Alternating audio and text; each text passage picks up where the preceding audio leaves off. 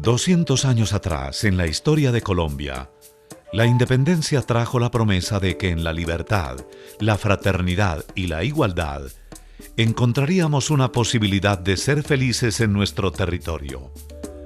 Es oportuno recordar que la felicidad de las gentes que habitaban el territorio apenas 3 siglos atrás dependía en esencia de su color y de su casta.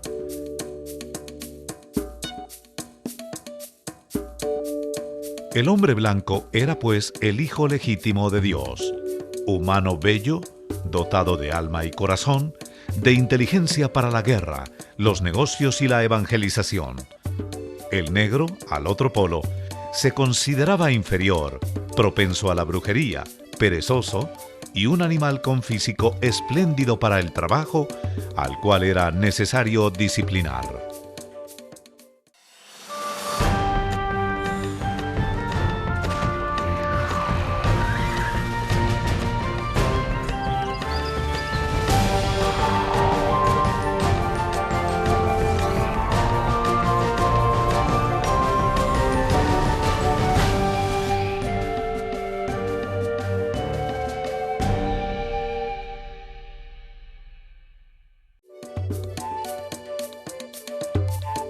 Cartagena, ayer y hoy, fue y es el crisol de nuestra nación. Antigua y sólida, por ella han pasado millares de vidas que nacen y se extinguen bajo el mismo cielo. Una ciudad que, como pocas en Colombia, permanece en blanco y negro. Realmente, ¿qué es Cartagena? El casco histórico, la ciudad colonial. El resto es puro extramuro. Es decir, del castillo de San Felipe para allá, es como si no existiera.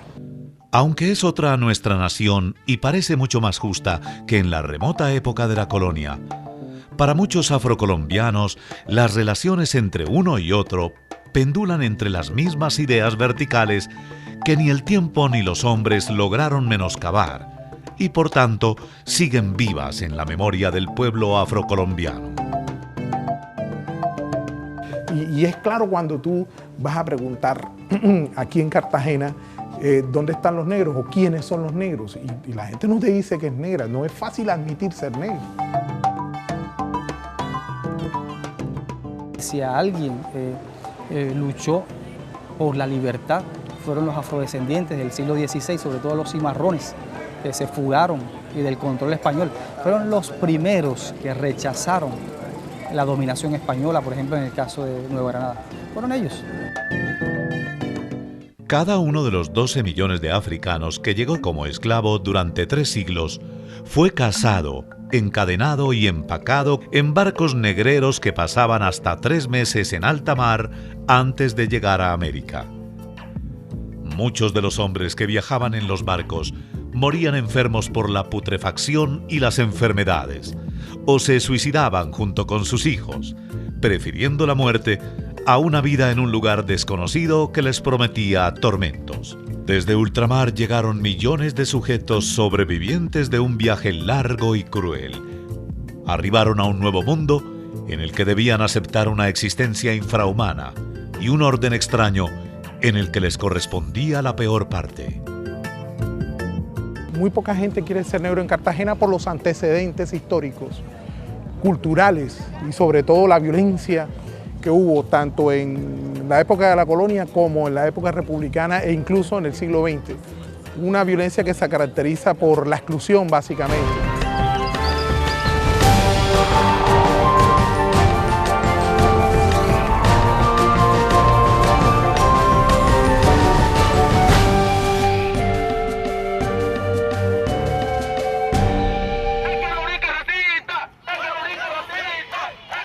Hace 2 siglos, como ahora, fueron afros y mulatos los que marcharon por las calles de Cartagena para exigir por su propia mano la libertad negada durante 300 años de desigualdad y esclavitud. Era la ocasión de conseguir el reconocimiento automático de sus derechos humanos. Hoy estos marchantes afros vocean consignas que reclaman derechos parecidos a los de sus antepasados. Me parece razonable que en una ciudad en donde todos somos negros haya esta cantidad de gente en esta marcha. ¿No debería esto ser una marcha multitudinaria, compañeros? Existe un racismo estructural. un racismo estructural que se refleja en diferentes aspectos. Desconocer ese aporte que el negro le dio a esa independencia de Colombia. A los afro les esperaba la servidumbre más implacable en tierras americanas. La esclavitud procura deshumanizarlos para exigirles trabajo como a máquinas. Vivían como una casta lejana a Dios, dispersa por toda la América. Eran despojados de su lengua, de su familia, satanizados sus ritos y sometidos a leyes que castigaban duramente cualquier intento de desobediencia. De entrada no era persona, era una máquina desprovisto de alma, y de alguna u otra manera ya cuando esta máquina llegaba a su vida útil, al fin de su vida útil, entonces ahí entraba Pedro Claver y de alguna u otra manera él se encargaba de estos desperdicios.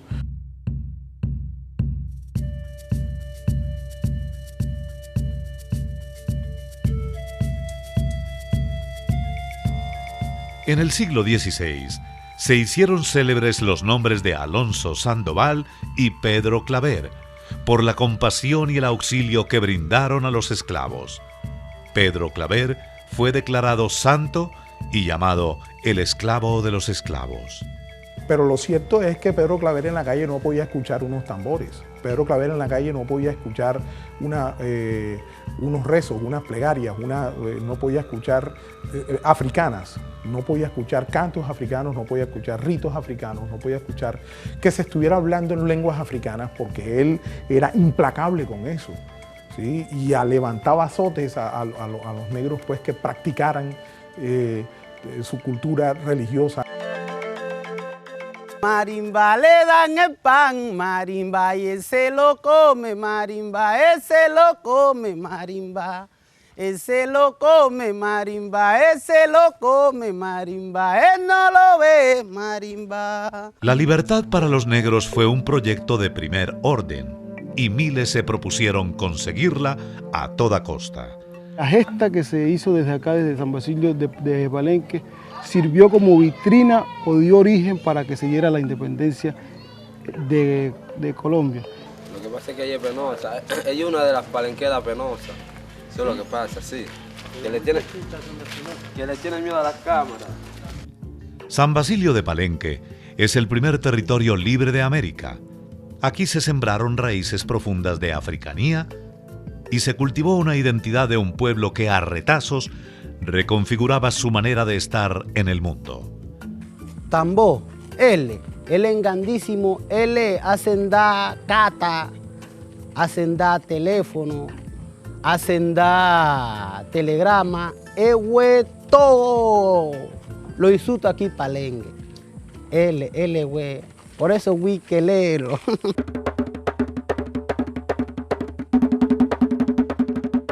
El tambor es tan importante que cuando muere alguien acá en Palenque de San Basilio, para darle aviso a los pueblos vecinos, te hablo de esos pueblos que limitan con Palenque, que había muerto aquí en el pueblo palenquero, se le daba el saber con el tambor.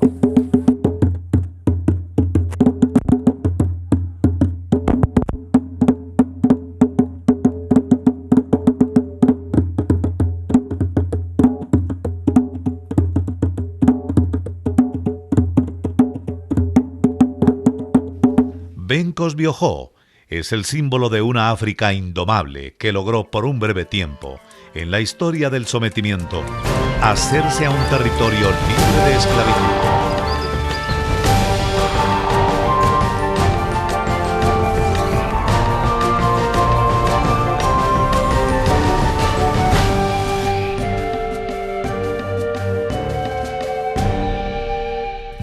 La historia de nuestra independencia tiene una base negra.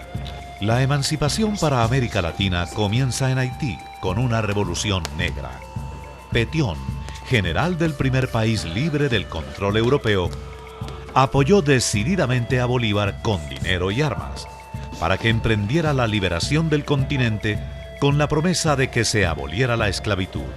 La llama estaba encendida. Muchos de los generales más importantes que tenía Bolívar a su mando eran afrodescendientes en muchos casos.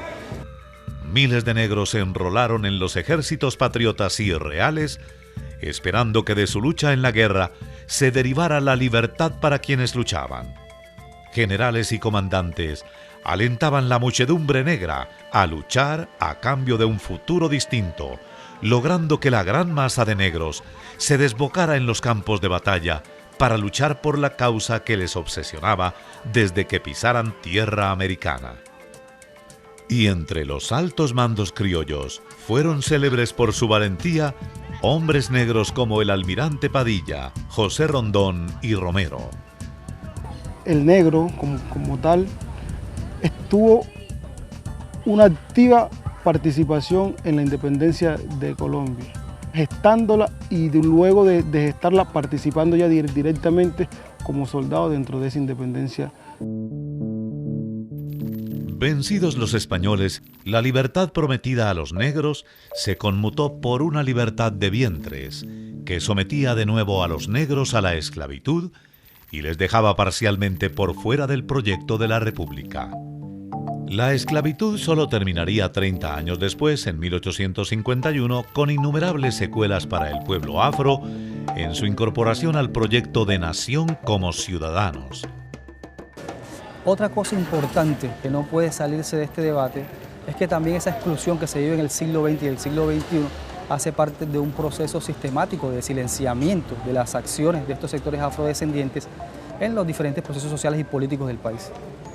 Se han silenciado tanto su papel en la independencia como se ha silenciado su papel y su participación en el desarrollo de otras iniciativas políticas que se dan a lo largo del siglo XIX y a lo largo del siglo XX.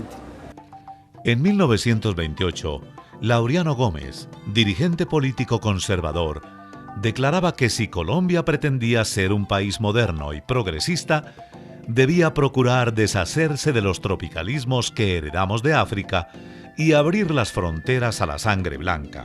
La igualdad tomó otra connotación. La esclavitud mutó en una masa de mano de obra sin tierras y el ejercicio de la ciudadanía fue coartado por los prejuicios raciales heredados del pasado, sometiéndolos a lo que años después llamarían los académicos blanqueamiento. ¿Qué significa autorreconocerse? Y autorreconocerse es precisamente una elaboración, una construcción, ¿verdad?, en donde finalmente tú piensas el amor que te tienes a ti mismo. Ya, y eso es muy difícil de encontrar aquí. Después de construida la nación, el negro seguía siendo negro y el blanco, blanco.